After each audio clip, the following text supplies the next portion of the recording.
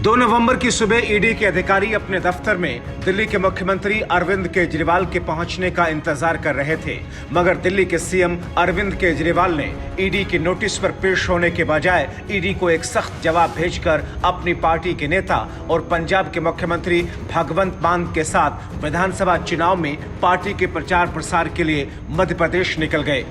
केजरीवाल ने ईडी को भेजे जवाब में लिखा, ये साफ नहीं है कि आपने मुझे किस नाते समन भेजा है, एक गवाह के तौर पर या फिर संदिग्ध के तौर पर।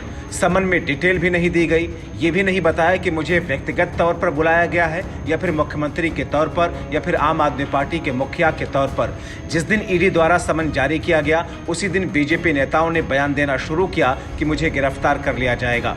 तो ऐसे में अब सवाल ये है कि केजरीवाल के साथ अब ईडी क्या करेगी, क्या है ईडी के अधिकार। तो आपको बताएं कि ईडी को मनी लॉन्ड्रिंग जैसे मामलों में विशेष अधिकार हासिल हैं। मसलन गैर कानूनी वित्तीय कार्यों पर ईडी बड़ी कार्रवाई कर सकती है। पीएमएलए के तहत संपत्ति जब्त करने, छापा मारने और गिरफ्तारी का अधिकार है। पूछताछ के बिना भी ईडी संपत्ति जब्त कर सकती है। तो अब सवाल यह है कि अब ईडी क्या करेगी। क्या एक और समन भेज करके केजरीवाल को पूछताछ के लिए बुलाएगी? क्या किसी बड़े इनपुट का जिक्र कर संपत्ति जब्त करेगी या पूछताछ में सहयोग न करने का कारण बताकर अरविंद केजरीवाल को गिरफ्तार करेगी? केंद्रीय जांच एजेंसियों और खास तौर पर ईडी की कार्रवाइयों को नजदीक से देखने और समझने वाले लोगों की नजर में अरविंद केजरीवाल पर गिरफ्तारी की तलवार लटक रही है।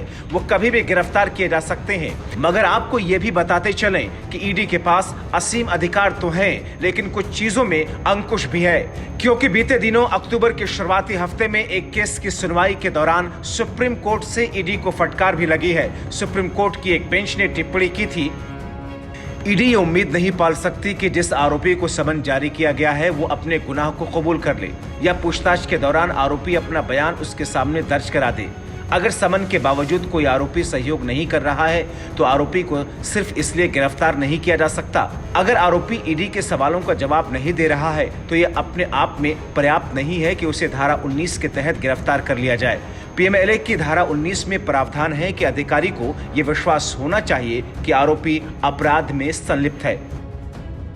सुप्रीम कोर्ट की किसी और मामले में ये टिप्पणी जरूर है, मगर कई दूसरे मामलों में हमने देखा है कि ईडी ने अपने अधिकारों का प्रयोग करते हुए आरोपियों को गिरफ्तार किया है और उनकी संपत्तियां भी जब्त की हैं। चूंकि 5 राज्यों के विधानसभा चुनाव की गहमागहमी है और केजरीवाल की आम आदमी पार्टी इन चुनाव में मैदान में है, इसलिए आम आदमी पार्टी के संयोजक अरविंद केजरीवाल ये बीजेपी पर आरोप लगा रहे हैं कि बीजेपी के इशारे पर ईडी सब कुछ कर रही है। अरविंद केजरीवाल का ये भी कहना है कि 30 अक्टूबर को समन आने से पहले ईडी ने समन बीजेपी नेताओं को लीक कर दिया था। तभी 30 अक्टूबर की दोपहर को ही बीजेपी सांसद मनोज तिवारी ने बयान दिया था कि मुझे गिरफ्तार कर लिया जाएगा। बहरहाल केजरीवाल ने विधानसभा चुनाव में अपनी व्यस्तता और कुछ तकनीकी पहलुओं का हवाला देते हुए ईडी से समन वापस लेने की मांग की है, मगर जानकारों की नजर में केजरीवाल की गिरफ्तारी कभी भी हो सकती है। Bureau report, TV7 Bharat.